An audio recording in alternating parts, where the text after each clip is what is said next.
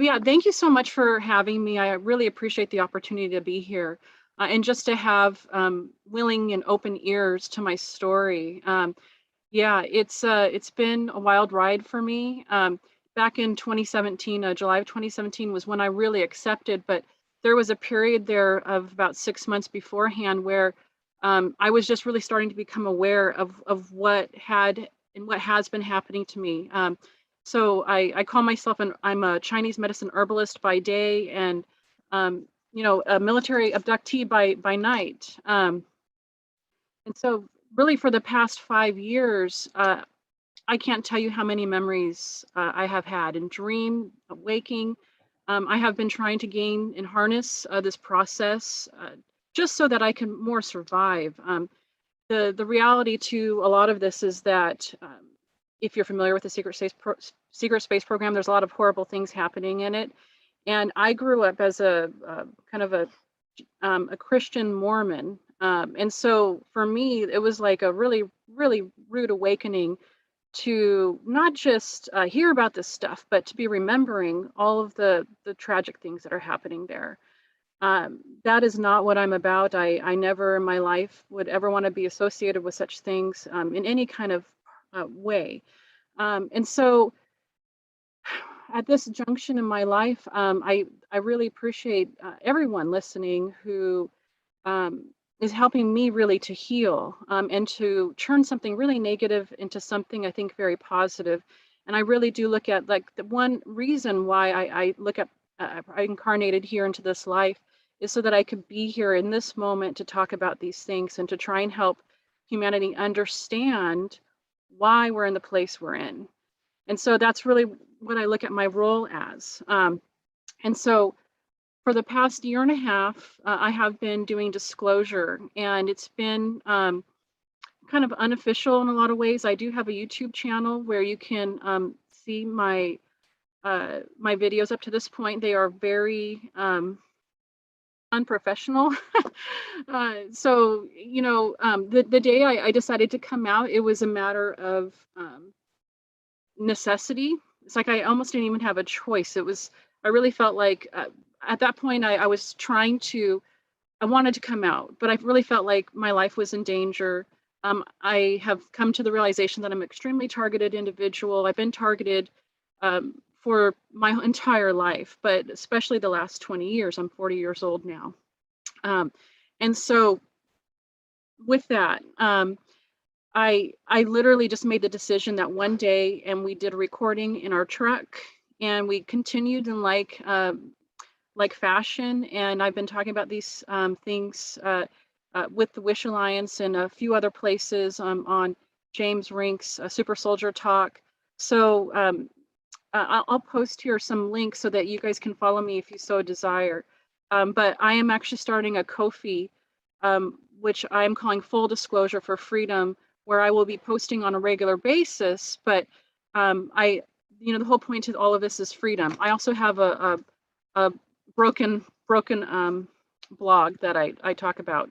So I'm in this kind of weird phase where I'm really trying to get up and running and healing, and it's been a little bit in and out, kind of just a little bit sporadic. But the content I do think is quite good.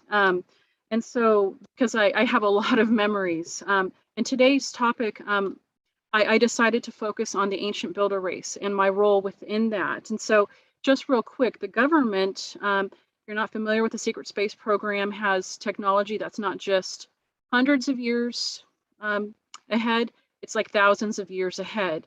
And the question is, well, how did they get that aside from doing unholy deals with ET races? Well, the ancient builder race is one big key to that puzzle. So who is the ancient builder race? The ancient builder race is really, from what I understand and what I remembered, they're us. They were a super advanced civilization. And this, keep in mind, right, these are my memories, okay? But that I believe there were three main epochs to the ancient builder race. The first one, which was the biggest and grandest, is millions of years old. And in all of these installations of the ancient builder race, they built buildings out of uh, granite and sandstone and different aggregates like that. Basically, that were like their version of concrete. And they built all sorts of structures, not just on our planet, but there's a lot on our planet, but throughout the solar system and in our star cluster and throughout the galaxy. And these people, they were their main goal, that's evident really through their technology and their civilization, was ascension. They wanted to evolve. And uh, there is it's strange, right? Because they have these remnants all over the galaxy, and they just left everything behind. So there's actually one city that I drew of, and so I'll talk a little bit about that here later on in my discussion. But you know, it's so interesting, right? Because our world is so materialistic, where I mean, you would never dream of, you know, building the greatest house you could ever think of to build and then just leave it behind, right? But that's what these people did.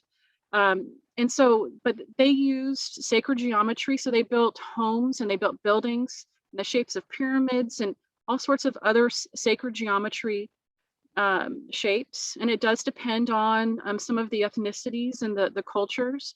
So it's very interesting.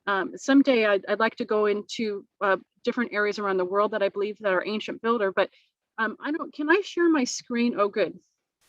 So I want to share my screen here real quick of an area that I believe is an ancient builder race area here in the United States. Go ahead and hopefully I can do this all right. Okay, so it's Glacier National Park in Montana. And I'm going to go through this real quick just so you guys can get a feel for what I'm talking about. But I wanted to show you some of these pictures.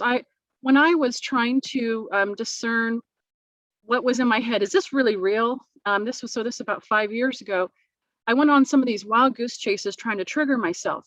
And one of them was, okay, I'm going to try and see if I can remember some of the ancient builder sites, right? If this is legitimate. Well, this is one where it was just like hitting me really hard.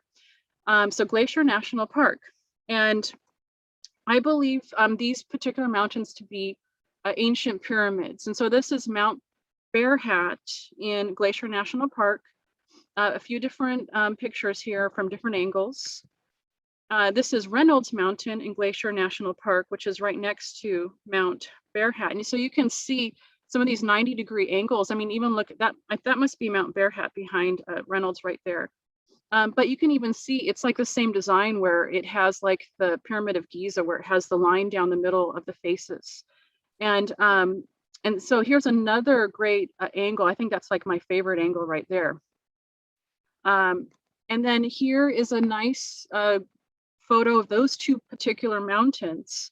It's from a similar angle, and so you can see here, I mean, it's almost a perfect pyramid shape there. Now the thing is because here on the Earth, because the Earth has been through a lot of tumultuous events, you know, earthquakes, you know, how the Earth, you know, flips every, you know, so many years, the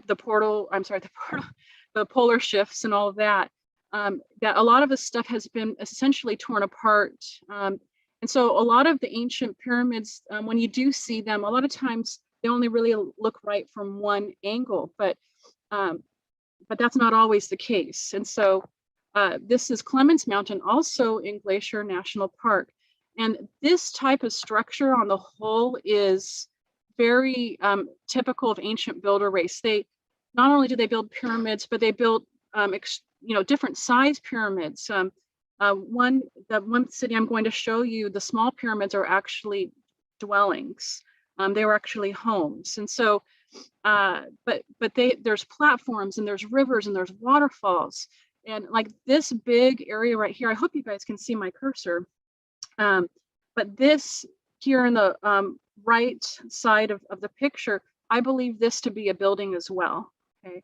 And the strange thing about these buildings, right, is you're going, these are buildings. when you're in them, because the technology is so advanced, so I was used in part as a telepath. Okay, I was trained as a telepath, and the telepath ability is pretty big in spectrum. Actually, before I go on that tangent, hold on, let me finish this. This is Montauk Peak here, and you can see some of these really great angles, hard angles, harsh angles, right? Now, this to me also looks like a building here, this on the right, but this is another view of Montauk Peak. And then here's yet another angle where you know, to me, this really says, oh yeah, that's definitely ancient builder pyramid right there. Okay, so that is that. So I'm gonna switch back here to not sharing my screen. It looks like another pyramid in the back there, just yes, at right? like at 12 o'clock. It looks like there's another one there. Yes, right there. Yes, it does. And for me, like when you're kind of clued into this, you start looking for this stuff and you're going, holy Toledo, this is insane, because they're really everywhere. And especially that particular design of the pyramid, I have been able to find that all over the world. And so here in on Earth, a lot of these sites are extremely hard to see. So what part of my job as a telepath was, and as somebody who I was taught to meditate, and of course they teach you to go into trance, and they use different devices to actually trigger you to go into these different mental states. But it only certain people are actually able to see the doorways, or to be able to trigger the doors to opening. And believe it or not, the doors, they don't show until they open, until you actually are able to connect with where it is at. And I'll go a little bit into some of the training that I experienced. And actually, I'm sorry, I'm just looking at my notes here. But let me go real quick here before I move into the training. So one thing that I have been remembering quite a bit is Montauk. And let me actually share my screen one more time. So I did prepare here so a couple of slides. Montauk is a naval air station in 1917 and became an Air Force station in August 1942. It's decommissioned in 1981 and is now a state park in New York. Now, what I have remembered of this place is I believe it to be an altar factory. You will hear a lot of other SSP whistleblowers talk about the torture that they've endured. And that type of device, it is actually purposeful. Torture is used to shatter your present personality, and to make you dissociate. And from there, there are other devices used, especially that of memory erasure, because they can erase your memory. Really, the way I look at it is they don't actually erase it, because if they did erase it, I wouldn't be able to remember. But what they do is they are able to control the process of those memories going into your subconscious. And so it's like they just really push it really far back into your mind. Very much, in the way that reincarnation, reincarnation is a real thing, right? I discovered that as part of this whole remembering process, and that the way that our other past lives are blocked from us in this moment in time, it's like the same means and mechanism that they do with the memory erasure. So it's like they put up these massive walls and push these memories in the way back there. And so, but as they're doing that, they are creating altars. And so you can imagine, like, let's say you go hiking somewhere. Let's see where I'm at with the time. You go hiking somewhere and you're by yourself because you're trying to, find yourself. Okay. Let's say you have an accident, you hit your head and you have amnesia and you don't remember anything of your life. Let's say you're lucky to come upon a native tribe who adopts you, and you go on and you live a new life. They give you a new name, you learn new trades, perhaps you develop new relationships, perhaps a new spouse, children, right? It's as if it's a new life. And that's essentially the process that they're recreating when they create an altar. And so for me, in Montauk, one of the things that they did and this is obviously American, right? But also in the breakaway, they did a lot of site training, even more than the Americans. And so there's a lot of bleed through and bleed over between those things, and some sharing of technologies between the two governments. Um, but they did a lot of training for me in meditation, hypnosis, and altered states of consciousness. And part of these things is that, from what I understand at this point, is that because we are the ancient builder race, because what's essentially been done is that, from what I have remembered, is that there was an ancient war a long time ago, and the people who are here right now today are essentially the children of those who were captured, and we're basically prisoners of war. And what has been done is that our bodies are super advanced, like 6 density bodies from what I understand or what I believe, but they've been able to devolve us and turn certain things off. And there's a spectrum of your consciousness, like if this is your brain, like let's say this side is your forehead, the front of your face, this is the back of your head, right? They've been able to make our awareness, our conscious awareness, just like the very front aspects of our consciousness, where before our whole brain used to be used. And you know, I'm not an expert in evolution, but I do remember a little bit from class in school. And supposedly we're not supposed to evolve traits and features, right? Unless evolution calls upon us to create these attributes, right? Through the evolutionary process. Well, why do we have these really big brains, but we only use a couple of percentages of it, right? Like supposedly Einstein used like 5%. So the reality is, right, is that our brains did evolve. And at one point, human beings did use their whole brain. But what's been happening is that our awareness has been shrunk more and more and more and more. And so what they were looking for in the program was people, and I was among those, at least this is what I believe, who could have multiple frequencies going on at once in their mind. And so that we could have a larger bandwidth of frequencies going on, and that you need to have that to be able to spot doors and open doors in the ancient builder race technology. And you know what, one memory I had that's like horrible is that at least the Draco space Nazis, as I call them, they actually, you know, capture people, and they have a lot of people who are just outright prisoners. And among these were giants, and they actually used giants to break into some of these ancient builder race buildings. And I remember this one really large giant who's probably 90 feet tall, climbing up one of these mountains and just trying to break in, right? And so and they had like a whole lineup of these giants of different sizes. One was only about 12 or 13 or 14 feet tall, but there was a number of different giants that they were trying to use, and they, you know, they can control people because they have these incredible means of leverage. But anyway, so I do want to share a little bit more, go in a little bit more detail into my memories. But another thing that I, in addition to being an alter, and the reason why I'm talking about this is because that telepathic ability to be able to open doors and whatnot was hidden inside not just me, but actually an alter they made. And that alter was an archaeologist. And so, and they trained me to be a super advanced archaeologist, higher, I would say, than a PhD level.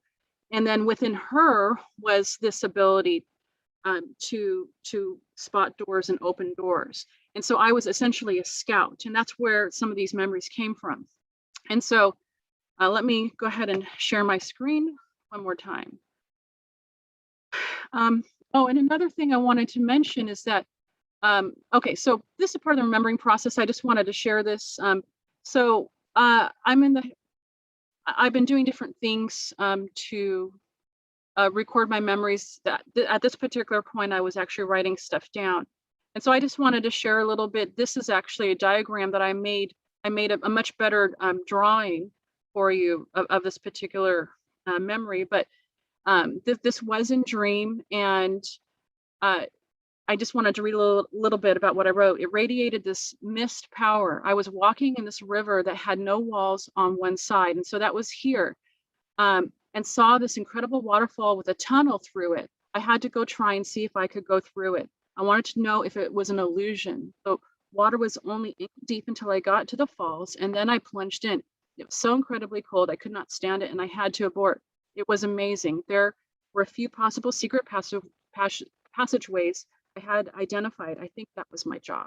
And so that was back, you can see here, almost a year ago. And so what happens is after I have a memory, it will continue to open up more. And that's actually one way that I know it's a memory, is like during the day, I will, during the day, I will be able to probe and go behind and go afterwards and be able to learn more about that particular moment in time. Okay, so let's see here. Share my screen again. But this is just another interesting diagram of what it kind of looks like. So you can see the outer shape here of like a mountain, and this is a much larger mountain, and this is actually what it looks like inside in some of the ancient builder race buildings, where it's tunnels. This is a stairwell, and over here was just a very large room. Now, this is probably hard to see. I will make a better drawing of this one day, but this is actually a pyramid, okay? And then there were these really big crystals, and there was this orange mist everywhere. So I believe that this was on Titan around Saturn. This is another drawing that I have of just some weird tech that I saw. It was an all black stone, and it had these interesting divots and pivots in it. And it was very pyramid in shape, and it was on this funny little wooden table. Yeah, it was very strange, but I remembered all sorts of kind of weird tech like that. And so what ends up happening is the governments, they want to know what this stuff is, and a lot of it is consciousness activated. And so they can't figure it out unless they have somebody who can actually connect with the technology. Okay, so now getting back to Montauk here. So on Montauk, we were children, and I remember a room that I had, and they kept me drugged a lot because I was rebellious. I did not comply. And but there is an ancient pyramid. I believe that this actually is in Oregon. And so you can see here Pacific Northwest, possibly Oregon, you're unknown, but I estimate it to be the early 1900s. And oh, so this is one thing I wanted to mention is at one point, one of my jobs was to whitewash public records. And so for several years, and I've been trying to pinpoint like how many years was it? It might have been 10 years. I'm not actually sure, but I went through a lot of libraries all over the United States and other just areas of public record looking for articles that people had written about pyramids and just odd things. You know, giant skeletons and things like that all over the United States. And my job was to steal these records. And so stealing newspapers, cutting out articles of newspapers. And then my job was to submit it to my superior officer, who I knew was going to destroy it. And the reason why I believe this to be in Oregon, because I remember that there was actually an article, I believe in an Oregon library, and it was about this pyramid in small, by the way, not much taller than an average human being, but it was right on this cliff that overlooked the ocean. And this place had a lot of special significance for me. In that moment, I didn't actually remember any of the training that I had undergone to be able to open up ancient builder race tech. But I had this emotional connection to it. And I remember handing over some articles to my superior, being really upset because I knew he was going to destroy the articles. And I was just asking him if they could just file it away to be classified so that someday we could actually show the public these things. And so So that was something that was, and that's actually the way my memory works, is I believe I'm an emotional thinker. And so that's where a lot of these memories come through, is that if I am emotional about something is very important to me, I will remember it. And so I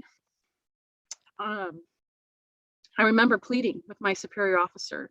And I just wanted to, like, since I'm here in a public forum, I wanted to, like, just make a public statement and ask the government to release those articles. Now, I know they will not release the actual documents themselves, but if there was some sort of loophole where they could make some photocopies of the articles and then release those, and even do it in such a way where you have multiple articles on one sheet, so it looks obvious that it's a collection, that somebody went through and collected these things, because we need this information. And I know that the government is worried about people freaking out and not being able to handle the truth. You can't handle the truth, but they need to take responsibility to a certain extent, because they have hid this knowledge from us deliberately. And so it's not quite our fault that we are unaware of these things. They have played a part in our ignorance, and it's time that we know and understand, and they need to start releasing these things, to be more aggressive about it. And as people, we need to ask and demand that they do that, because they have this information. They know where all of these sites are, and they took all of the public records. Okay, so I just wanted to make that statement. But okay, so now I'm going to get into a little more of my memory. All right. Teah, yes, just wanted to give you a heads up. About 10 minutes, we're going to be bringing on our next speaker. Okay, sounds great. I'm going to run through these really fast. Okay. Okay. So, anyways, so this particular memory, we trained on this pyramid, and the interesting thing about it is that it would only open if it was on a special cosmic day. It was like a solstice or an equinox, not entirely sure. But what was interesting is that when you stood in front of the pyramid and you held some good thoughts in your mind, and that was a big part to this, is that you actually had to have like kind of feelings of joy and love in your heart. A keyhole would open up that would shine light from the sun through the pyramid, and it would shine on your face. And if you had, and you had to make sure it actually shine on your forehead. And if you were holding benevolent thoughts and you were thinking open or door, a door would appear. And I remember going inside this thing, but there was at least 20 of us in my class, and they had this funky, observation station. And they watched us like a hawk. And of course, we were getting erased all the time. All right, so this is that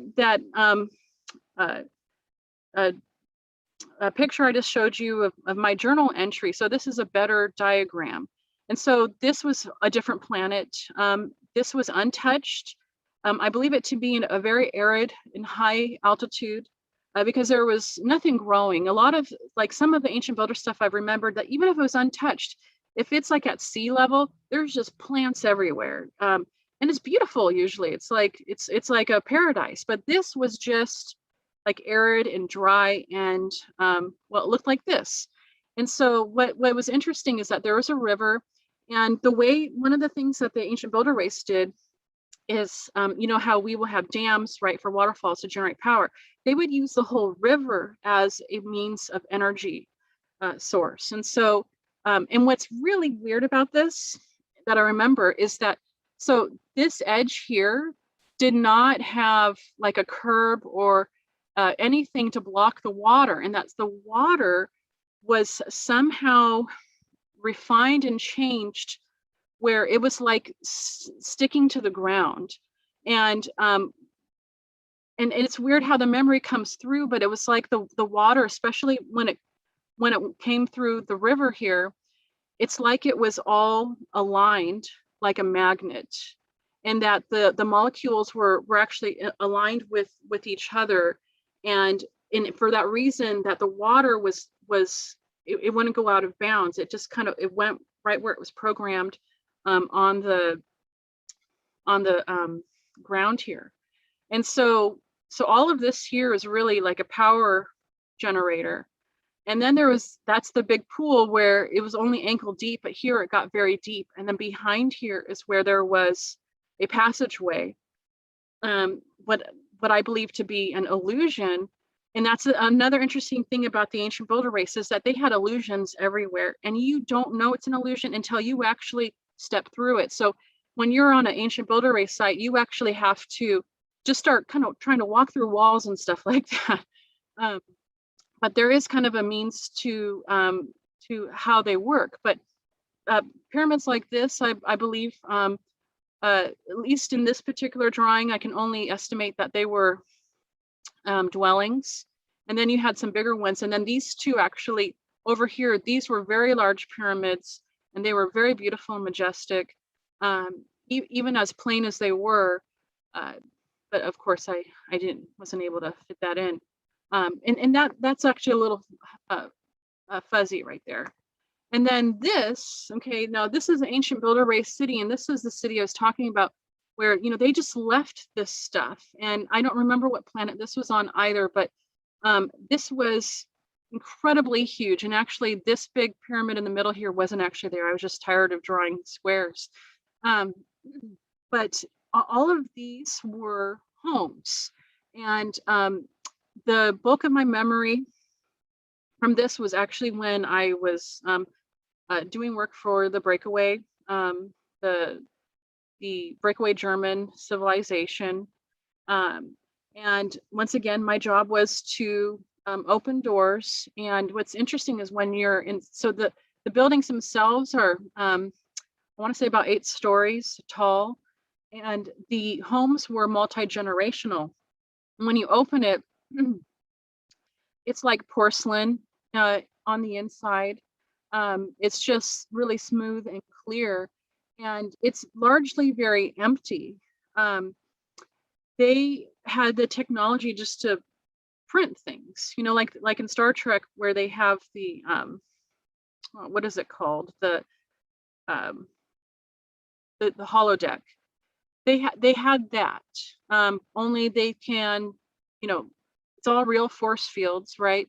And so their furniture and everything was just, you know, they could program it, and it could be whatever they wanted, whenever they wanted, they can change it.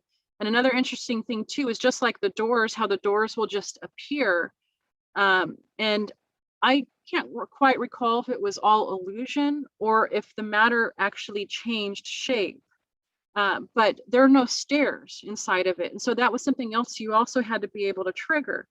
And so, but I remember I'm just looking at, it was very obvious, like the first floor and the second floor were social, and then the floors above were like bedrooms. And so, but yeah, these were houses. And then off in the distance were just these massively huge pyramids, just incredible, the size. And they just, this like place, one of the interesting things about it, there's no roadways. So even though each building is separate, and there was actually like a small place that you could walk between them, but you know, there's no travel, right? In the way we have travel, they're all just using portals. And so that's where the government is getting a lot of this stuff, portals and the ability to generate matter and to change matter and things like that. And so that is just a few of my memories. What's been fun about doing this presentation is actually these were memories that I had quite a while ago, especially that Golden City. I probably had that 4 years ago, and so I haven't been able to talk about that. But yeah, you know, the ancient builder race is really magnificent. It would be wonderful someday if people really get to experience these things for themselves. But at this point in time, the politics is beyond complex. There's infiltration in the government, the cabal, as I call them, the cabal, and the organization, that they have a good majority of power in the United States. And so they hold these things ransom and at bay, um, and well, they sell this technology. The moon, Mars, you wouldn't believe how the kind of technology they have there. And that was one of the reasons why they needed us to be trained as a telepath and intuitives, because a lot of the super soldiers, maybe they weren't outright telepaths, but they were intuitives, is because just about all the technology there is all consciousness driven. And so that was one of the interesting things as to why they had to use us and use us the way that they did. But in general, I just try not to apply judgment to any of this stuff, because it's just horribly complex. And so um, so yeah. uh, so I think that's my time. Yeah, thank you very much, Teah. That was a great download and a great insight into the secret space program.